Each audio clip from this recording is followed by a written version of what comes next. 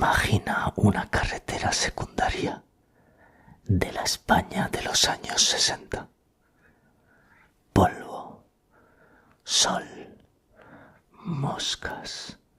Por el arcén camina un hombre. Ropa vieja, varias tallas más grande. Mochila sucia al hombro.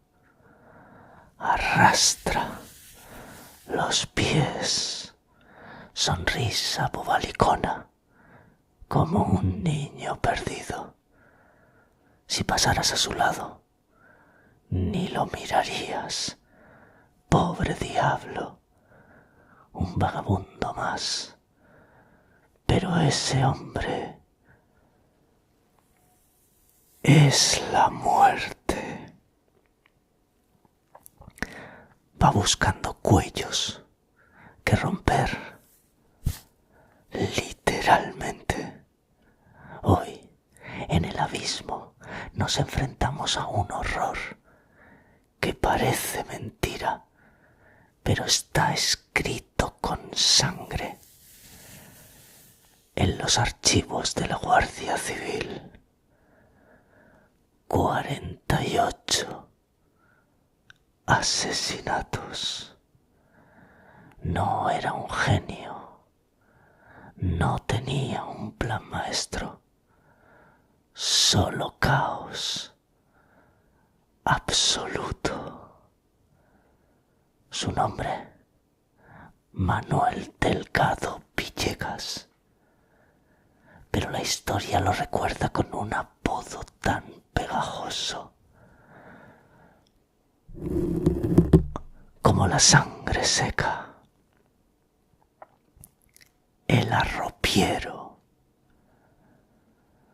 Bienvenidos al abismo. Manuel nació en Sevilla en 1943 y si existe la mala suerte, a él le tocó toda el día de su nacimiento. Su madre murió al dar a luz. Su padre, que se dedicaba a vender arrope, era un jarabe dulce de higo o miel. No quiso saber nada de él. Lo tiró, porque no hay otra palabra, en un hospicio, en un orfanato de la posguerra, y allí Manuel dejó de ser un niño para convertirse en un experimento de supervivencia. Sufrió palizas, sufrió abusos, pero lo que realmente selló su destino fue una enfermedad. Meningitis. Hoy en día se cura. En aquel entonces, si sobrevivías, pagabas un precio. La fiebre le dejó frito el cerebro, le dejó secuelas graves. Manuel creció siendo distinto. Tenía la mente de un niño pequeño, atrapada en el cuerpo de un gigante. Era impulsivo, no entendía las normas, no tenía filtro y lo más peligroso de todo, no tenía empatía. Si algo le molestaba, lo rompía. Si algo le gustaba, lo cogía, ya fueran cosas o personas. En el orfanato le enseñaron a sobrevivir, pero fue el ejército el que le enseñó a matar. Manuel entró en la Legión, el tercio. Allí su fuerza bruta y su falta de miedo encajaban perfectamente. Aprendió algo que se convertiría en su firma personal. Un golpe de karate, un golpe seco, con el canto de la mano, directo a la nuez, a la laringe. Aprendió a romper la tráquea de una persona con un solo movimiento rápido, sin sangre, sin ruido, eficaz. Cuando salió de la Legión, Manuel ya no era solo un vagabundo con problemas mentales, era un arma cargada, caminando por las calles. Empezó a vagar, se movía por toda la costa mediterránea, Cataluña, Valencia, Andalucía. Dormía bajo puentes, en obras abandonadas, en las playas. Vivía de lo que encontraba o de lo que robaba. Y cuando le daba lo que él llamaba el venazo, mataba.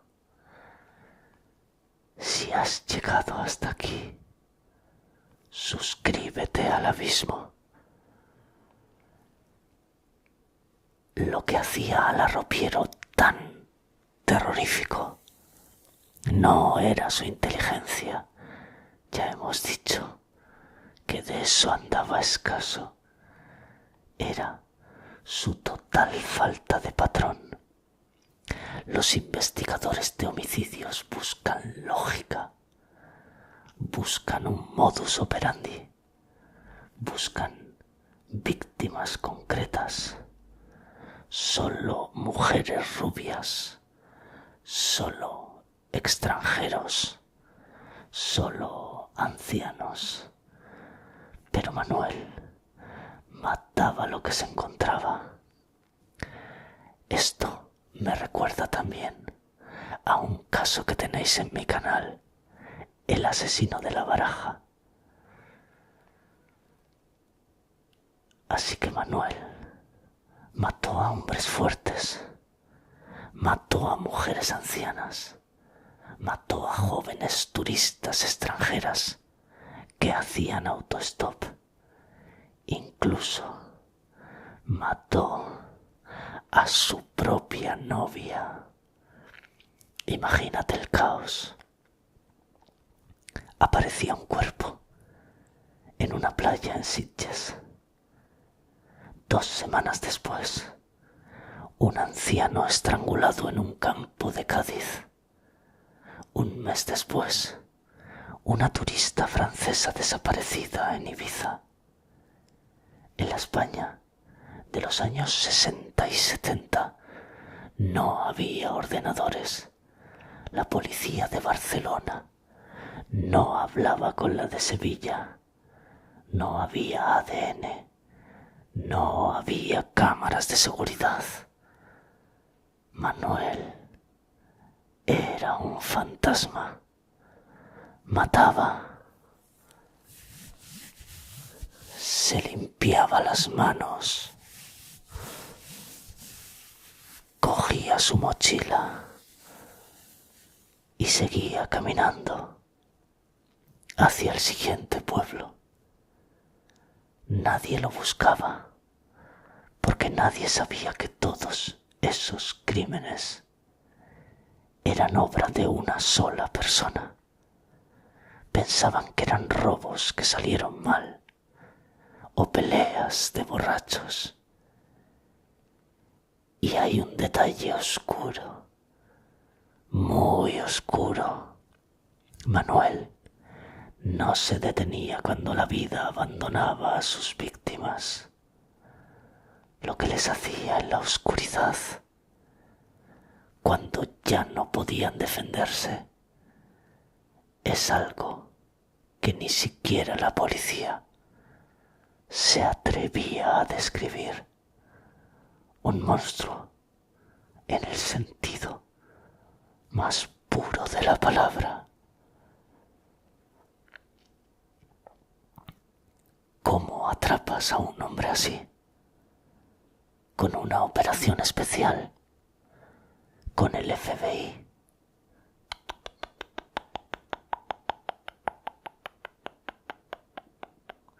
No, no, lo atrapas por estúpido. Es 18 de enero de 1971, el puerto de Santa María, Cádiz. Otras fuentes dicen Hospitalet, pero la detención final fue en el sur. Manuel se mete en una pelea callejera. Nada grave, unos puñetazos. La policía lo detiene por escándalo público. Lo llevan a comisaría y allí, aburrido, Manuel empieza a hablar. Los agentes le preguntan por la pelea y él, con esa sonrisa de niño, les dice: «Va, eso no es nada. Lo de Lérida sí que estuvo bien». Los agentes se miran. «¿Qué dices de Lérida?» Y Manuel empieza a contar, con todo lujo de detalles, cómo había acabado con una mujer allí, hacía meses. Describe la ropa, la posición del cuerpo, el lugar exacto. Los policías no se lo creen. Piensan que está loco, que se lo inventa para dárselas de importante. Llaman a Lérida para comprobarlo. Y al otro lado del teléfono, un agente se queda pálido. Sí, tenemos un caso sin resolver que coincide exactamente con esa historia. Ahí empezó la pesadilla. Le preguntaron: ¿has hecho esto más veces? Y Manuel, encogiéndose de hombros, dijo: un montón. Ya he perdido la cuenta. 40 y pico, creo. Lo que pasó después es digno de una película de Berlanga, pero en versión macabra.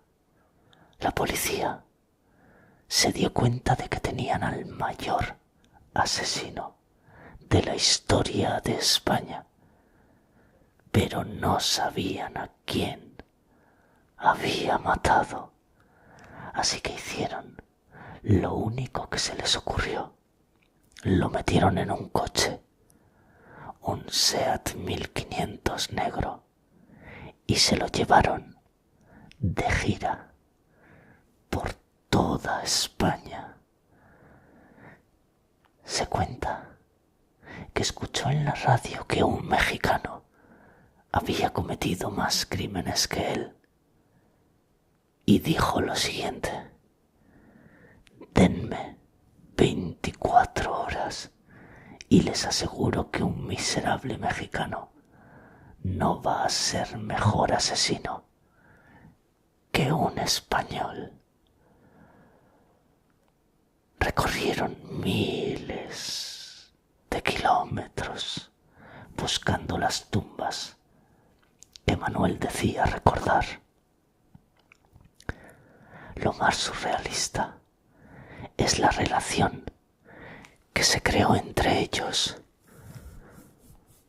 Los policías se dieron cuenta que si le invitaban a comer, entre plato y plato, él confesaba. Hay fotos de ese viaje explicando con naturalidad cómo rompía un cuello con su famoso golpe de karate. De los 48 crímenes que confesó, la policía pudo investigar 22, y de esos 22 pudieron probar con certeza 7. Pero la policía sabía que eran muchos más. Lo que pasa es que Manuel tenía la mente tan frita que mezclaba fechas, lugares y víctimas. A veces confesaba crímenes que no había cometido solo para complacer a los agentes. Y otras veces olvidaba los que sí había hecho.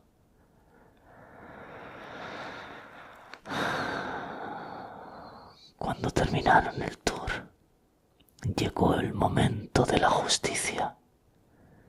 Pero España no sabía qué hacer con él. Los psiquiatras lo examinaron. Descubrieron algo curioso en sus cromosomas. Se habló mucho del síndrome X, Y, el llamado cromosoma criminal. Aunque hoy la ciencia duda de eso, lo que sí estaba claro es que Manuel no estaba bien. Tenía un retraso mental límite y una psicopatía muy grave. No distinguía el bien del mal. Para él, acabar con una persona era como aplastar una hormiga. Le preguntaron qué sentía al matar. Su respuesta fue heladora. Nada. Quería saber qué pasaba si se moría. Pues se moría. El juez decidió que no se le podía juzgar. Era inimputable. No fue a la cárcel. Fue al manicomio. Primero al psiquiátrico de Carabanchel, luego a Fontcalent. Allí vivió el resto de sus días. Se convirtió en una especie de celebridad dentro del hospital. Cuidaba las flores, limpiaba el patio. Los médicos decían que, medicado, era un trozo de pan, como un niño grande, pero sabían que si dejaba las pastillas, el monstruo volvería a salir. El arropiero murió en 1998. No murió ejecutado. No murió en una pelea. Murió en una cama de una enfermedad pulmonar, llevándose a la tumba el verdadero número de víctimas. Fueron 7. Fueron 22. Fueron los 48 que confesó. Probablemente nunca lo sepamos. Hay decenas de familias en España que a día de hoy siguen esperando a alguien que nunca volvió a casa en los años 70. Personas que cometieron un único error: parar su coche o cruzarse en un camino solitario con un hombre grande, con ropa sucia y una sonrisa de niño. Si alguna vez Vas conduciendo por una carretera secundaria y ves a alguien caminando por el arcén. Piénsatelo 2 veces antes de parar.